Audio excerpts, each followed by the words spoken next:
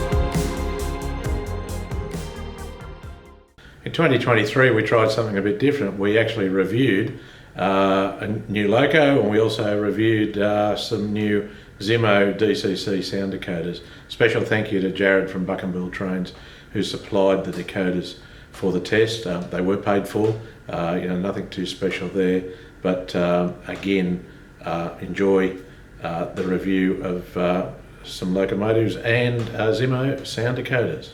Do what I tell you, pile of monkey nut! Today we're reviewing the Zimmo sound decoder that's been fitted to this DJH32 class. The Zimmo sound chip offers a number of features that's been provided by Buckambool model trains. I'm extremely impressed with the quality of what has been provided with a custom sound profile provided by Terry Flynn and an associate of his. It's absolutely true to life. It's probably one of the best sound integrations I've heard on a New South Wales custom sound file for a locomotive yet to date, and I've got many ESUs and I've got some other ones as well. Certainly the quality of the sound recordings on this are second to none. The Zimmo chips have a very high bit rate, and combine that with a very good quality speaker, you're going to get an absolutely sound, the quality of the sound is going to be absolutely spot on. So if you're a rivet counter or a guy that really likes the most realistic quality, the sound files that have been provided by Buckambool for this particular locomotive 32 class, and they have a full range from 32 class right up to AD60s, and I've got a few of these coming along very shortly, so certainly be great to review those as well. But the quality of this is just outstanding. So one of the biggest features with this is the slow running capability. So we're just going to run this up in reverse here now. And you can see here just how good the slow running speed quality is. For a brass locomotive, this is just outstanding. Fabulous whistle. And it's a multiple tone whistle where a short burst will give you a short burst as well. And function 3 gives you 3 bursts in reverse. Slow running is just outstanding.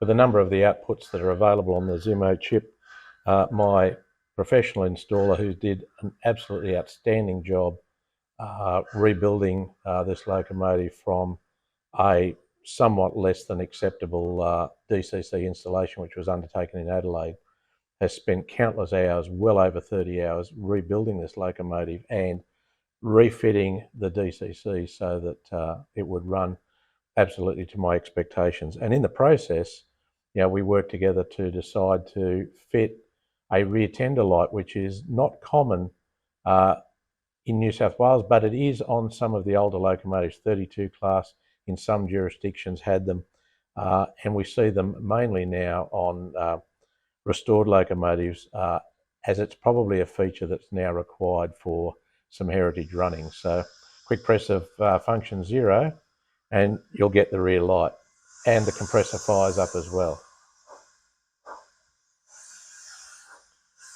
Function 4 gives you drain cocks, which always makes for great sound as well.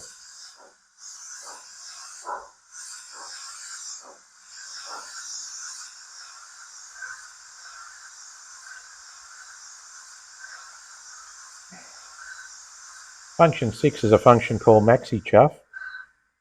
This is designed to provide extra loading on the locomotive, which is a common feature on a number of other chips as well. But it just loads up that sound file for extra chuff for when the loco's under load.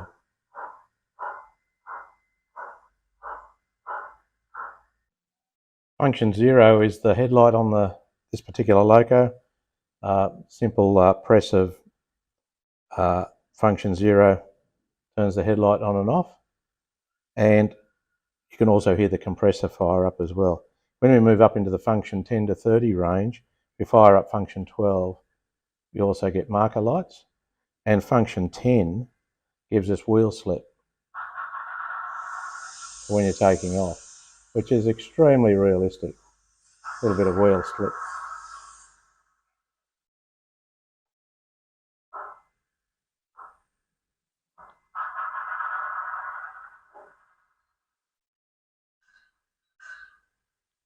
So all in all, not a long review on this loco.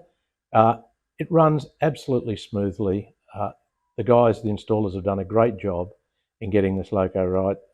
Obviously, it's been an expensive install. When you combine the cost of the installation and the cost of the chip, you know, your investment in this is certainly very, very high. But the outcome is that you've got a locomotive that is extremely realistic, and about as realistic as you're going to get. I can't recommend Jared at Buckambool Trains enough. He's done a great job. He was also highly supportive in the process of doing the installation, as not too many people have installed the new Zimo decoders. But can I thoroughly recommend them? This channel certainly does. You know, we're very, very happy to be supporting Zimo decoders. I think they've got a bright future in Australia. They are a technical decoder. They have lots of functions, even the manual's over 80 pages. So a decoder that comes from Europe, but is well suited to the New South Wales model outline. I think it's got a great future. I know that Jared at Buckambool is working very hard to make this a very popular chip, and we wish them well, and we hope everyone enjoyed this review. If you like it, please give us a like or subscribe down below. But once again, you know, thanks for watching, and we always appreciate the support on our channel.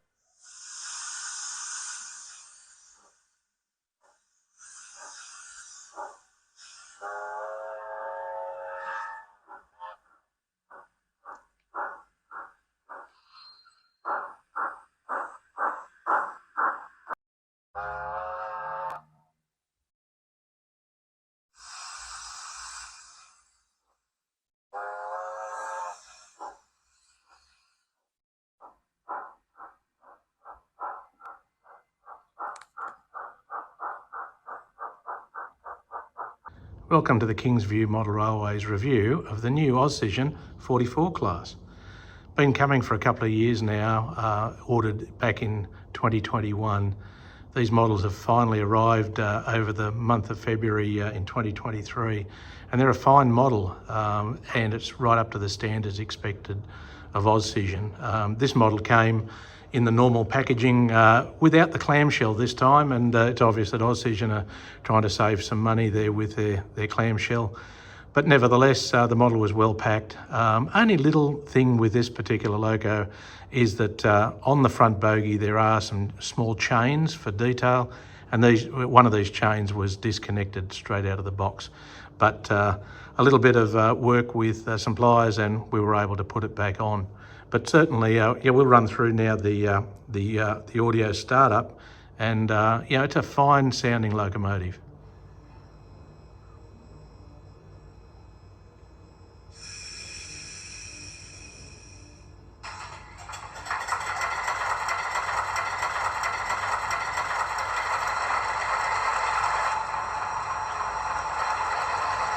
So very similar to other Alco locomotives starting up, but you know, the ESU5 sound is beautiful, and the motion, it just creeps along.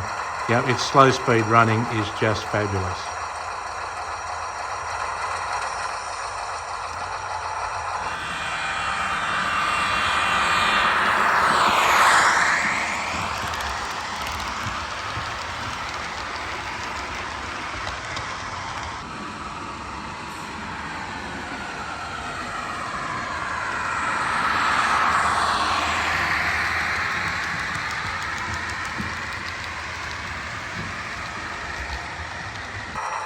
So headlight functionality and markers is well set up. A press of 0 fires up the headlight, as you can see. Another press and off it goes. If you press 7, you'll get the number boards and the marker lights. Another press and you'll get the reverse red marker lights. I haven't been able to see them come on the other end yet, but maybe it's a configuration thing that I'm doing. I do have all the switches turned on the correct way, but that certainly covers you for different sorts of running expectations that you might have for the model. So another press, and you can leave it with red markers, and another press, and then you have no markers at all. A quick press of 8, of course, will kill the sound altogether. And then it just takes a little while to wind down.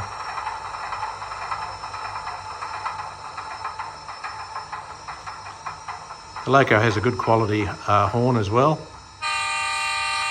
Very prototypical as well. All in all, this is a great model, well worth the money, and congratulations to Auscision for making a fine model.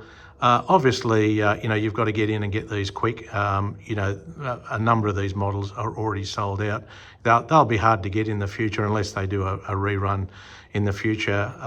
So there's a number of these Locos to pick from. I think there's nearly 15 or 20 different variants. So it's a matter of picking what you like. Here on the main south, on the Kingsview Railway, I've got a number of 44 class, and this one fits into the roster quite well.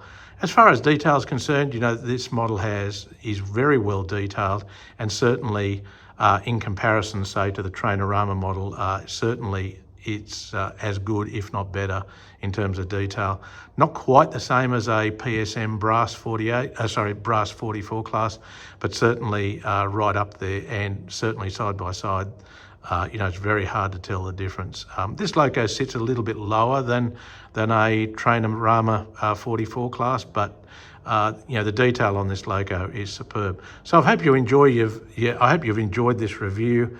On the Kingsview channel, of this new Auscision 44 class, and we'll see you next time.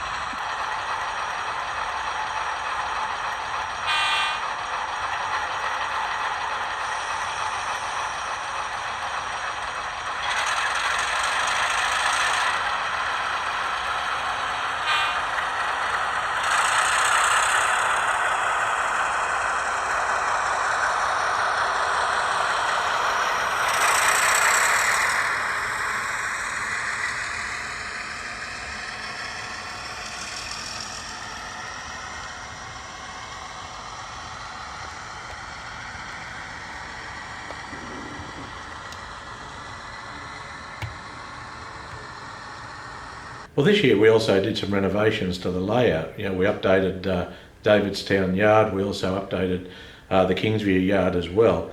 So here's some of the small pieces from those videos, and I hope you enjoy them. Well, this is the start of a fairly major change to the Davidstown Yard. Just started to pull up the platform, and we're going to completely rejig all of this track and get rid of some of these points that are causing a problem. They're just old now and they need to be replaced.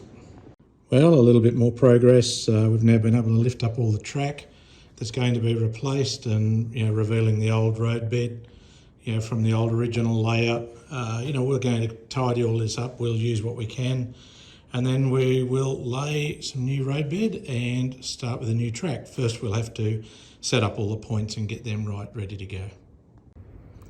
Part of the preparation for the new layout is obviously getting the points prepared properly first. So these are Insel Frog points, well, if you turn them over the other way you can see. But they have a link between here and here that can be soldered in, which will give flawless running for Insel Frog points with DCC operation.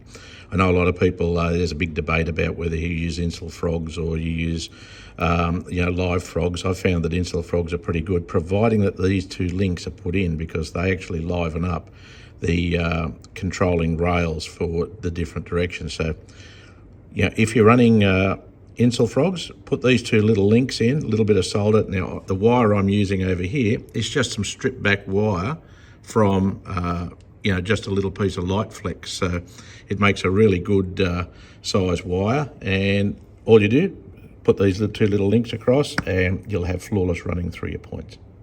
Well, lunchtime progress. Got 4 tracks down and the new ladder all done. Just going past the vacuum here, so certainly making some progress. Well, after another couple of afternoons work, and a lot more work than I thought, I've actually now finished the yard, and I've finished the ladder, and I've now made the alterations that I'd planned for a while. So what I've done is I've removed the double slip that was over here. I've taken that out. There was also a three-way point in here. I've taken that out as well. And I've now used these larger radius points, which are much better for locomotives and rolling stock. And I've tidied this up through here. I've put in a new feeder to the turntable with a new large radius point. This had a set track point in here before, and the locos would derail going into the loco depot. So even though I've got a few more points than I had, and it looks like it's a bit of a fussy shunting arrangement, I'll actually enjoy the shunting because shunting's a great part of model railways. And now the task will be to do some testing, do some final adjustments, and then we'll get on to the weathering and the ballasting. So Greg, we're here spraying some new track work we've done on Kingsview.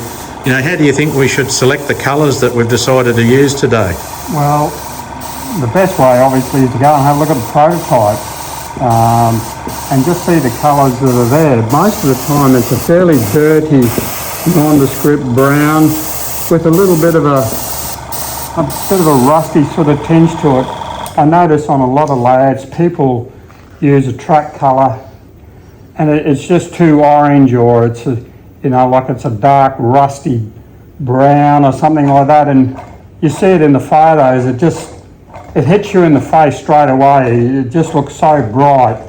So you really need a subdued colour so that it enhances the track and it doesn't actually show it up.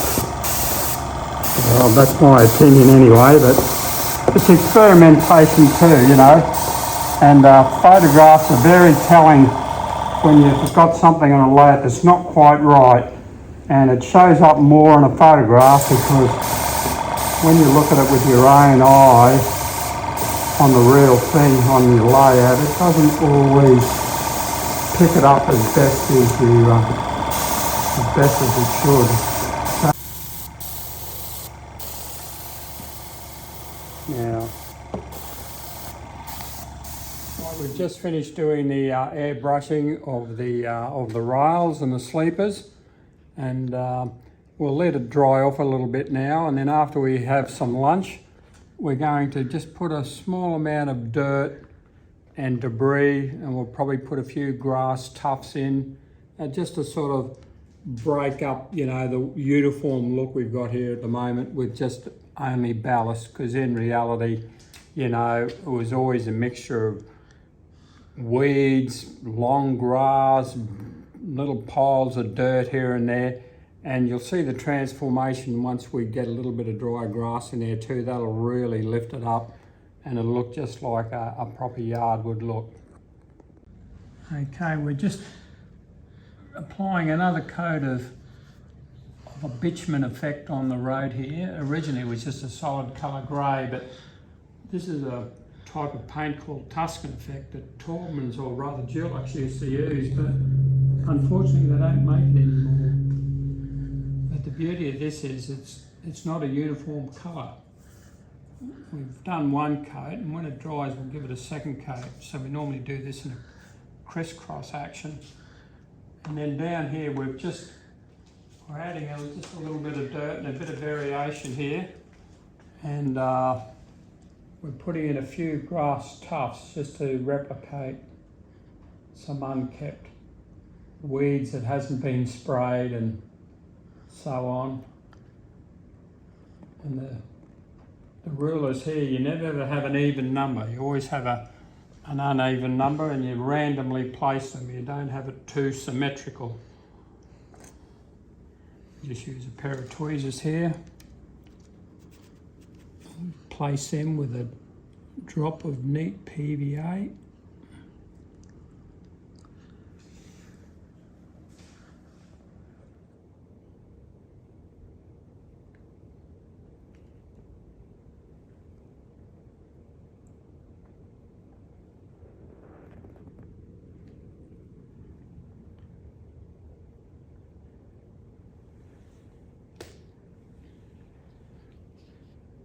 course the railways didn't always have a lot of resources to clean up the areas between tracks, and in reality it really didn't matter, did it, Greg? No, there were only sidings where, you know, wagons and that weren't in use were stored until their next tour of duty. We're just going to add a little bit of ground foam on top of this ridge here just to freshen it up a little bit, because since the layout was first built, you know, just through the UV light and that, it tends to fade it out a little bit, so there's no need to take off what was there, you just add on over the top of it.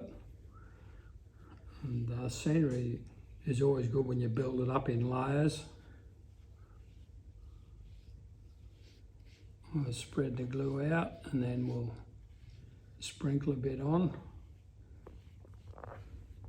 Okay, we're just putting on the ground foam.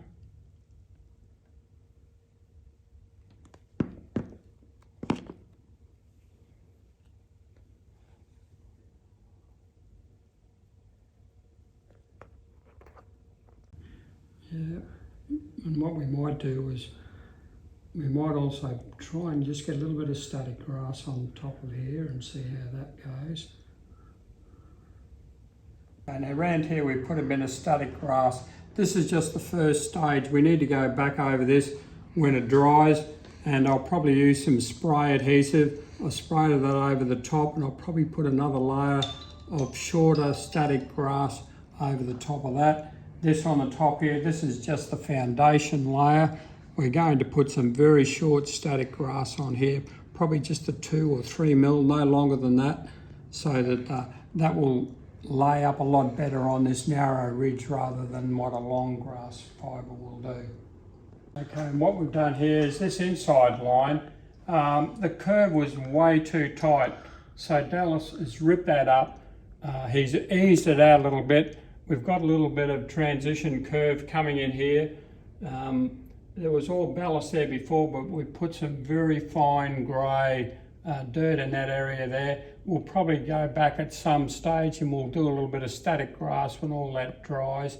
A little bit more like this colour here, which is a very short 2 millimetre, very dry, barren, like it hasn't been, you know, it hasn't got its fair share of water. Okay, now over here we've been able to source some more stacks of timber. Some of it's real timber, some of it's plastic, but I think it all works together well. We were even fortunate we picked up these roof trusses. So Rockville Building Supply is gradually expanding its product line, and now that the yard is full, despite COVID, short supplies and the like, is looking much more like a timber yard, and I think the effect is quite smart. Okay, well, one of the things that we really set out to do, there's a project that's been going now for about 6 months, is to integrate this layout scenery-wise so that it blends in perfectly with the rest of the layout, the work we've done. One important thing that we did down here, at the time the original layout was built, it was made up of generic buildings, and what I mean by that, they were a mixture of English, American, you know, whatever was to hand, which is fine. But what we did, we removed anything that was not Australian. We've taken it off the layout, and the difference it made is quite spectacular. In fact, when you look at it now, you would swear that it was any country New South Wales town. There's nothing in there that jars or screams that it's an English building or an American building. Okay, now one important thing to remember is really a layout, no matter how good it is, it's never really finished, because as your modelling skills develop, you'll go back and you'll see something you did once before, you were happy with it back then, but you think, okay, I can do better than this now.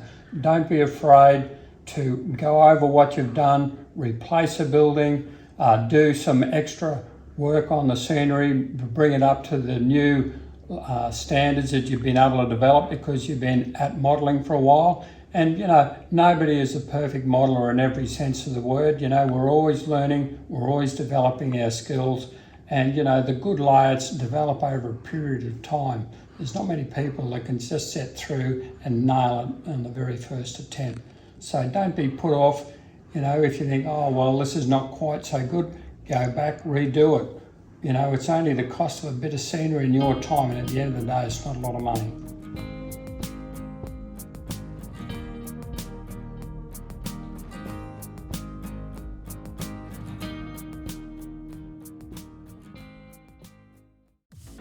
Well, welcome back to the Kingsview Model Railway channel.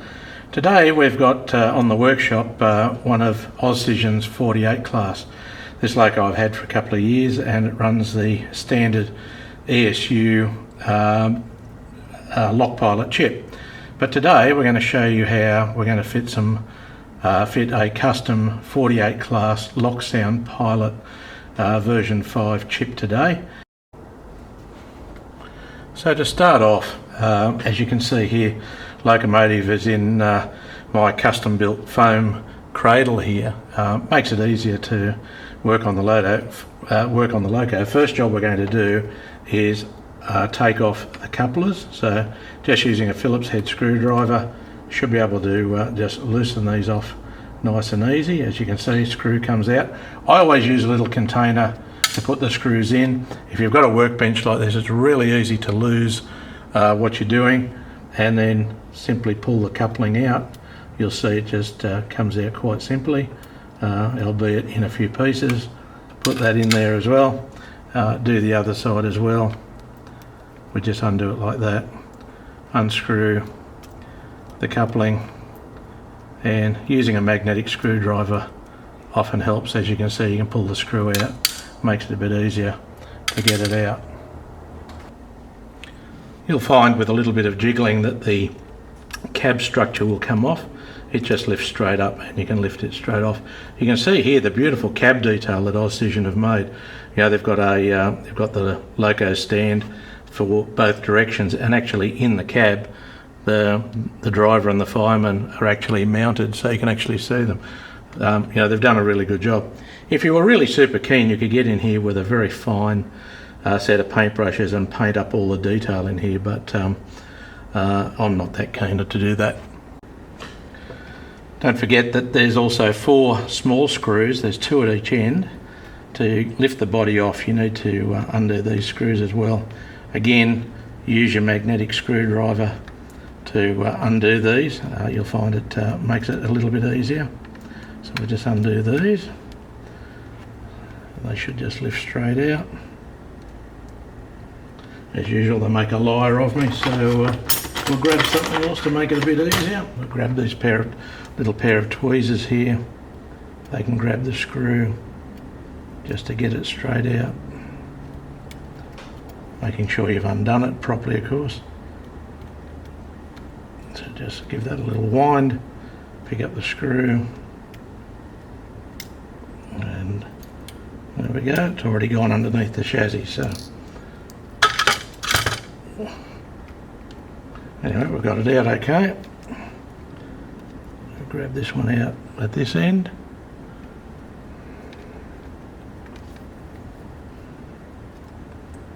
Just like that. They can be a little bit fussy to get out, only because they're pretty small. Just come straight out like that. Just grab them with your pliers, so you grab it there. Now it comes. Usually what I do is I spin the loco around to make it a little bit easier. You can see here on the camera a little bit easier. So we'll just unscrew this end here.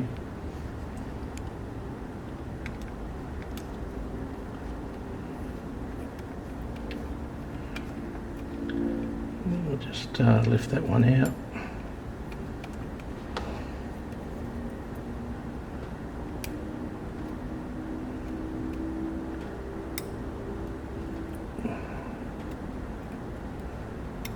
They certainly don't make these easy to pull apart, I suppose, with all of the detail that's on these Auscision 48s. You know, you've just got to be super careful.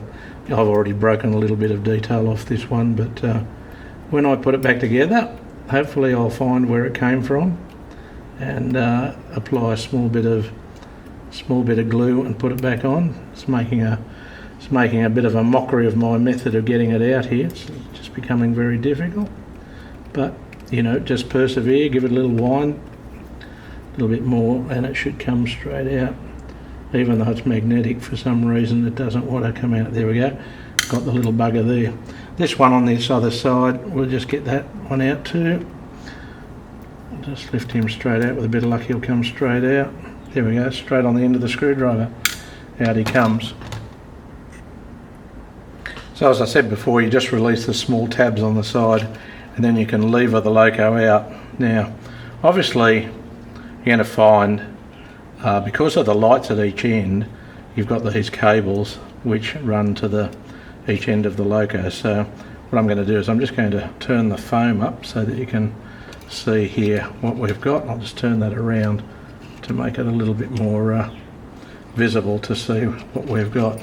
So in this case you can see here, you know, we've got plugs for the front and back lights here, and we've got the ESU chip fitted just here. So I'll just zoom in and make that a little bit easier for you to see. I'll just turn the camera around a little bit, make that a bit easier. Hopefully you can see that okay. So you can see here's the chip here. So the process obviously is we've got to get this chip off. Now usually these just pull straight up, so I'll give it a little bit of a pull here, and you can see here off comes the chip. So you can see it's a 21 pin connector, and there's the chip on there. So the chip just goes back on like that. So we'll put that aside. So I've got here 48 class lock sound chip. Now I purchased this from Jared at Buckambool Trains. I've been using Zimmo chips, but he didn't have a 48 class one, so he sourced this one for me, and it's got a genuine file on it for me. So we'll just open it up, and it's got quick start guide that Lock Sound provide as well. I don't really worry about that too much. We'll just pull the chip out like this, and we'll pull the chip out, and there it is there. So the sound chip looks pretty well the same as the other chip. It's just the chip configuration is a little bit different, plus of course it's got sound on board. Now it's important just to line these up, just line them up so that the chip just fits onto the connectors. You know, you can feel with the end of your finger where it needs to go. Just line it up like that, and then just push it down, double checking it. So there we go. Now I'll just double check from this end, and you can see that it's all on okay, and it sits fine. So it does sit up a little bit higher, but you know, give it a push down. Now obviously I've got to fit a speaker, so I also ordered from Jared, who actually no, I didn't order this from Jared. I actually got this from Mike at DCC Sound. He does a great job, and he also does a great Auscision custom speaker, and we're going to see how we fit that in. So it comes in a little packet like this.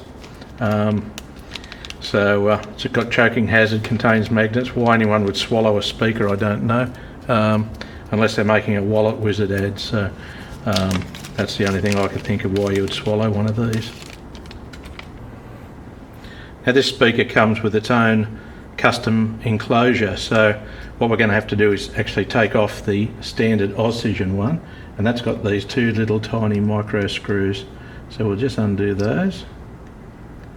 The screwdriver here, and this one here on this side.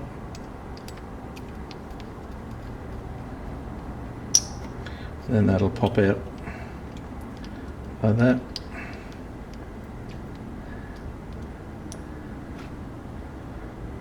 So we'll just put these little screws here, because they're so fine, we'll just put them on there like that.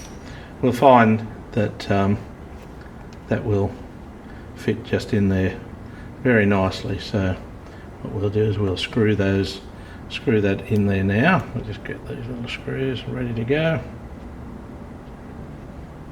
We'll pop that, lift that housing up, locate the hole, and in it goes. I think you'll find this will give this loco a lovely bass sound performance with this specialised enclosure designed by DCC Sound. So thanks to Mike Walters for doing a great job on these. I've used these before, they're quite good. So there we go, all done. As you can see, this speaker came with wires already attached, so just using the soldering iron here to unpick that. Just heat them up a little bit and they'll come off. There we go, just straight off. Just the two wires from the speaker connection are already there from the loco. We just tin those a little bit, just a little bit of solder on the end of those, just to get them ready to solder on. Ouch, that's a bit warm. So always be careful, and always have a fan on when you're soldering, because if you do that, you can find, like I've got the fan on above me now, if you do that, you'll find that you know, you don't gas yourself with the solder all the time. So, and just give the soldering iron tip a bit of a clean there. So what we've done is we've soldered the wires onto the top and we've tidied them down, double check that the chip's okay, and then we'll just now slot the body back on very carefully, taking note just to make sure that all the wires, tiny little pieces, don't get in the way. So we'll just slot that straight back on.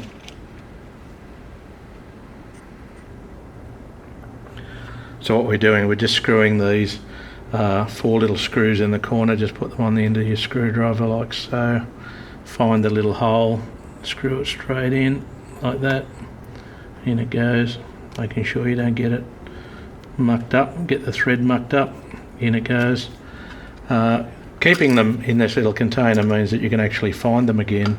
So you know, on a workbench like this where there's, you know, I've got a few projects on the go at any given time, is important. Just place it in the magnetic screwdriver.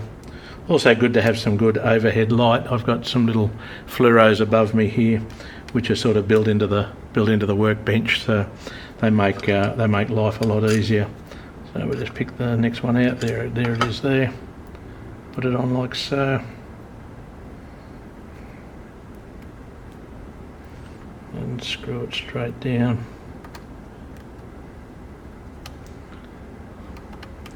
So it's not that difficult to fit a decoder. The next part of this process I'll show you what we do with the Lock Sound software. So we'll move on to that shortly. 1 minute later. So I've got the loco set up on my track here. I actually have on my rear track up here I have Lock Sound programmer, and on the front track I've actually got a JMRI set up with a computer here with 2 leads here. I can easily plug in the ESU connector on the side, and I can plug in JMRI. I don't ever use them together. So anyway, we've got it on there. We've got the programming software set up. So the first item we go is record, read the decoder data. So we're just doing that now. So it reads the decoder data. Now coming straight out of the box, it should be set to 3 or 127 or whatever. In this case it's 128. Enter the address of the locomotive. I'm going to put in 4801 as that's its number, and I'm then going to go write decoder data, and I'll overwrite the defaults with the current values. Go next, and that will write the decoder data.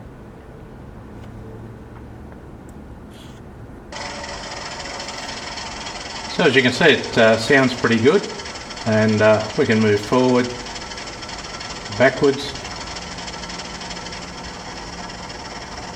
So a little throttle control. There's backwards, and there's forwards coming up. Run it into the buffer stop by mistake. Then it'll slowly come forward back the other way, and off she goes. And just press the stop button and off she goes. So there we go, that's how to fit a Lock Sound 5 DCC chip to a 48 class. Hope you've enjoyed this video. If you hope you like our channel, please like and subscribe if you like what we've done. If you'd like to see some more how-to videos, let us know in the comments below.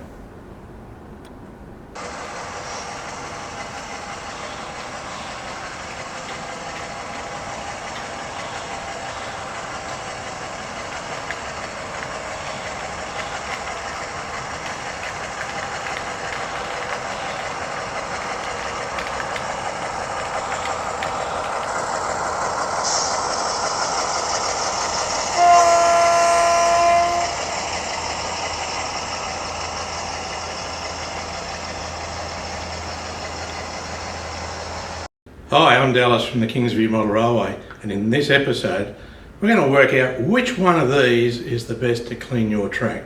So stay tuned, you're going to see what I believe is the best way to clean your track. Oh quick, I've got to get round! Well, to get started, this is the Kingsview Model Railway. This railway has been around for the last 5.5 years. It started off with this section here, as you can see in front of me here, as the original Davidstown layout, which I purchased 5 years ago. In that time we've remodeled this layout. Essentially we've pretty well retracked the whole layout, and we've replaced the points, we've replaced track, replaced buildings. Some buildings are the original, some are not, but it is essentially the same layout that I purchased back 5 years ago. That layout was beautifully built down at Coffs Harbour. It was an exhibition layout and it ran very well. I fell in love with it and I purchased it. And thanks to Paul Baker and his team, we brought this layout up from Coffs Harbour up to Brisbane. We installed it, and then about a year later we decided that we would build the second stage, which is this part that you can see over in the distance here. That's stage 2. Paul came up, put in 14-hour days, we worked together, and we essentially got most of this layout built in a week. Obviously it took us a while to scenic it, but in that time there's always been conjecture, what is the best way to clean your track? Now, you've probably all watched the videos. There are hundreds of videos on track cleaning, and many of them are very, very good, and many of them give you really good tips. But at the end of the day, what works for you is the key. And this video is not about saying this is the definitive way to clean your track. What we're going to put forward in this video is a way to clean your track that will give you minimum problems. And the way in which we've worked this out is to trial all the products. So rather than just saying this product works best, this product doesn't, we've trialed all the products, and there's a couple of standout products. Now, there's issues with cleaning track that you have to be really careful of, and one is traction tyres. Some of these locomotives, not this one particular, but some locomotives have traction tyres on the driving wheels. Now, if you put an oil-based cleaner on your track, unless it's extremely thin, you're going to have troubles with these tyres, because once the rubber gets the oil into the tyre, you can expect traction problems. Now, this layout is essentially flat. It only has a couple of grades, which you can see here. Up across the back here, there's a bridge here. Now, in the testing of the track cleaners that I've used, when I did some original oil-based cleaning up there, even the locos with clean nickel-based wheels or brass-based wheels would just slide their way, and they would stop just before the bridge over here. So that cleaner clearly doesn't work for keeping your wheels clean if you have a grade. So for my thinking is, if you've got a grade, you have to steer clear of oil-based cleaners. Now, there's a lot of conjecture about using isopropyl or using WD-40 or using Inox and some of these other brands. Now, they all work to some extent, but I'd caution against WD-40. It does have some water in WD-40, so you have to be careful with the water content in any one of your cleaners. I've tried Inox, it works pretty well, but you have to be careful how much you put on, and that is the key. So in this video, we're going to explore the different types and how we apply them here and how we do it. Many would be familiar with the brass tankers that you can get, that you can fill up here with isopropyl alcohol. These work quite well, and for general running around and cleaning, they work really well, unless you've put some kind of coating or cleaner on the track first, because as soon as you put the isopropyl in, it being a fairly aggressive cleaner, it's just going to strip it straight off. And you can see here, I'll just bring this up to the camera here, you can see how much dirt there is on this little felt pad, and that comes from running around and cleaning the track with isopropyl in the tanker.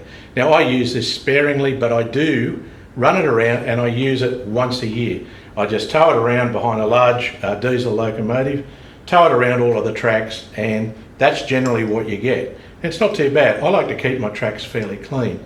But one of the things we want to talk about here is the difference between clean track and tarnished track. Now, even if your track is tarnished, it doesn't mean that it's not clean. Nickel will tarnish. It's very difficult to find a product that will stop nickel from tarnishing. I've tried nearly every product that's out there, and with almost no exceptions, I haven't really found a product that you can use that will stop the wheels, stop the track from tarnishing. But one of the things that I believe is the key to keeping your track really clean is rolling stock. Now I'm just going to grab a piece here. I'll just grab this guard van from over here, I'll bring it over. And you can see here, these wheels are shiny. Now, there's an old saying, cleanliness is next to godliness. Now, I don't want to make this a religious broadcast, but when it comes to track, cleanliness is the key of your wheels on every piece of rolling stock. Every piece must be clean. And I have a policy where I take all of my rolling stock off, and that's this month in December, and I clean all of the wheels religiously. So I get in a pasta, no, I don't get in a pasta. I just clean the wheels, and coming up you'll see exactly how I clean the wheels. And by cleaning the wheels and putting them back on clean track, you reduce the opportunity for dirt to be spread around the track by the wheels. And at the end of the day, it's one of the only places that dirt can be introduced. Now you will get a little bit of fallout, from a dusty room. This room particularly is relatively well sealed. I don't get a lot of impact from airborne dirt in this room. I've got it pretty well positively pressurised with the air conditioner on the wall behind, and I've got fans and whatever, and it's not a particularly dusty environment, but you do get a little bit of dust. So every 6 months I vacuum all of the track with a Dyson vacuum cleaner. I just run around, I grab it like this, just step out of camera, grab it here, got my Dyson vacuum here, and just run it around like this. And it's got a nice soft brush on it, and it gets into the ballast and in through the frogs of the points and just picks up all of the material. Now, this works particularly good. And the reason I use this is because these have got a lot of suck. So, I find these particularly good for cleaning layouts, and they can also withstand a little bit of moisture being sucked up as well. Not that we have much here as well, but it's good also for static grass as well. It doesn't seem to damage it as well, but it has got enough suck to be able to get some of those stubborn bits of ballast and whatever out of frog joints and whatever. So when you've done your vacuuming, then you can come along and clean the track. Now here comes the contentious part. There's all sorts of stuff on the internet about using Pico track rubbers or Marklin rubbers. This one's a dual-sided Marklin rubber, and about the damage that these do to tracks. Now, I don't know about you, but we live in a litigious world. I think that if Pico made a product that was going to damage your track, there'd be plenty of old people that have got plenty of time on their hands to take them to task about the damage that this does to tracks. Now, this track here, this front track here, is more than 10 years old. Now, I've had a look at this. I took some photographs of it. I've blown them up. There is no discernible damage to this track. None whatsoever. It's got a couple of little pits and bits and pieces, but if you look at this track brand new this track's not brand new, quite next to it. If you get a brand new piece of track, it's not perfect either. The surface of the nickel track is not perfect. So, and the question is, does it have to be perfect? What it needs to be is clean. Your wheels need to be clean and the track needs to be clean. When those two are clean, you're going to get very good electrical contact. And that's the key point. Whether you've got little micro pitting or whatever is not an issue if your wheels are clean. Now, if you were to turn off the lights in here and run some trains around, you won't see any what's called micro arcing between the wheels and the track. That only happens when there is dirt on your wheels. The only way they can micro arc between each other is if there's dirt, and it's arcing because you can't make a good electrical contact. So, in my view, the argument about these things wearing out your track, I'm sorry, I can't see how it makes any difference. How dare you! And it doesn't make any difference. This track's 10 years old. I use it nearly every day. This track was used as an exhibition layout 5 years before I bought it. I can't see any discernible wear on it. And the question you've got to ask yourself is, how long do you want this $9 piece of track to last? In this case, on this section of the layout, all this track's been replaced anyway, except for this outer track. It's all been replaced anyway. The very chance of your track on your layout lasting you more than 10 or 15 years is just, I think, is a very, very small risk to take. Now, at the end of the day, all I do, I don't get on there and scrub the hell out of the track. Because if you scrub the hell out of the track, you are going to increase the wear. One simple pass is all it takes. Just like that. Once up and once back. If your track is maintained and kept clean, that's all it needs. Now you can use the Pico one or you can use the Markland one. I think the Markland one's a little bit finer. But sometimes it needs a little bit more to actually get the rail shiny. Getting the rail shiny is the key. Keeping your wheels clean is the key. So we're going to move on to what do we do after it's been cleaned. Now there's plenty of experts out there that will tell you that inox is the best way to clean your track.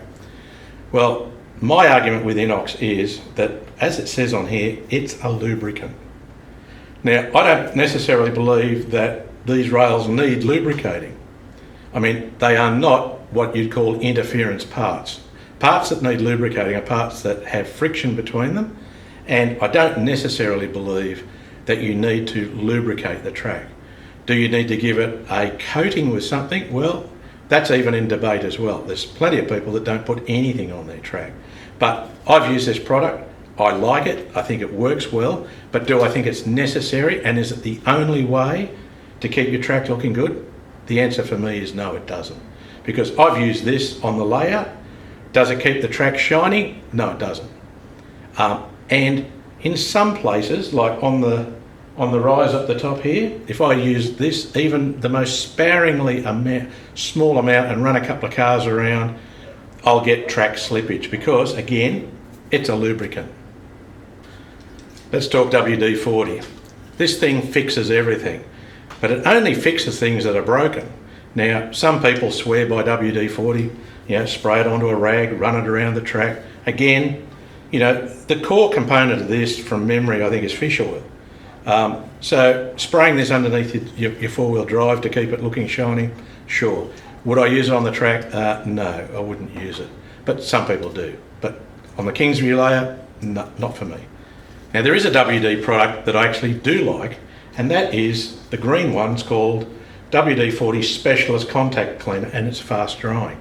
Where this is a good product is that this will clean and leave no residue. So you can come up to a frog point here, give it a squirt like that, and leave it a couple of seconds, and it will actually clean the top of the track, and it will then just evaporate, and it's actually quite a good product. If you've got an electrical contact problem, it's the WD Contact Cleaner, and it's the green one like that. Just get it into focus. It's the green one. It's actually a really good product. So I do like this one, and I do use this one quite a bit. But it's got to be careful using a Dremel with a wire brush, just to make sure that you don't press too hard and rip the nickel plating off your wheels. Now I just go very lightly and just quickly around. Given that my wheels are not too dirty, they only need a very minor touch up to keep them looking really good. So again, the way I look at it, for me on this layout, thanks Jason down at the escarpment in Canberra, you put me onto Deox IT Gold G5. I've found it to be a great product. I know you use it on your layout. It's done a great job. So for me, sparingly used on the layout every 6 months, that's how I'm keeping the track clean on the Kingsview Model Railway. Now, no doubt, people will have plenty of opinions on how to do it. As I said before, right at the start, I steer clear of oil-based lubricant cleaners. I just don't think that they're a good match for model railways where you have any inclines at all. And the concept of using a lubricant on the track rather than a coating product, to me, just doesn't make any sense. Now, one eternity later. The Kingsview Model Railway wouldn't be possible without some fabulous suppliers. This year we've purchased products from a number of people, but I specifically want to name a few of those. Auscision Models, thank you very much for making absolutely beautiful New South Wales models. They are most appreciated, and we love running them on our layout. Joe and his team at Casula Hobbies, they've been great suppliers this year. We bought bits and pieces through the year and we've really enjoyed that. Thank you very much. George at Aurora Trains, thank you for having stock when I needed it.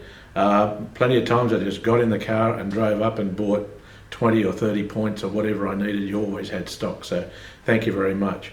The guys at Hobby One also, you had some bits and pieces when I needed them as well, so thank you very much. I'd also like to thank some of the people that helped me with the layout this year. Greg Langridge, my scenery expert and a master modeler. Thank you, Greg, for how you help us with the layout. It's truly appreciated, and I think everybody, all of our channel viewers, will be able to see some of your handiwork here. It's just fabulous. To Robert Ray, the 3D printing expert, who's making some of these beautiful New South Wales period line-side pieces. Thank you very much to Rob. Your work has been fantastic and much appreciated on the layout. So thank you. Thanks, guys. Well, I hope you enjoyed that recap of the Kingsview Model Railway for the last 12 months. We hope to make some more videos for next year. Please let us know and like our videos, and also let us know in the comments below what you'd like to see. I love producing videos of my model railway, but it would also be nice to get some feedback from you, our viewers, what you'd like to see. Do you want some more how-to videos? Do you want some more steam? Do you want some more diesel? More trains, more shunting? Just let us know in the comments below what you'd like, what you don't like. We're always happy to produce something special if you'd like to see something. We have to do some more trains next year, specific trains. We've got some new trains coming, just waiting for the suppliers to deliver. And again, a big shout out to all of our suppliers, that we buy trains from. We work really hard at this layout to support local stores. We try to buy locally. We try to buy from stores. We know that they have to compete with online offerings from eBay and whatever, but the stores that are competitive will always get our business. So being competitive is the key for us to purchase products. So to all those stores that help us out, we're very appreciative. So with that in mind, I hope you have a lovely Christmas. We'll be running some trains over Christmas and enjoying ourselves. Hopefully we've got some trains turning up before Christmas next week, and hopefully you'll get some trains over the course of the Christmas break, so enjoy. And the secret is to get on there and run your trains, whether you run them on your own layout or take them down to your local club, but run some trains and enjoy yourself. So with that, I think I'm going to get back to running some trains.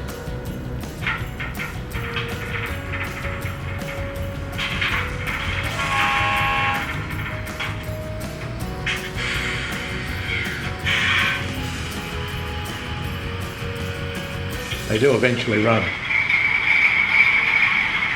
Got to wait for them to fire up though.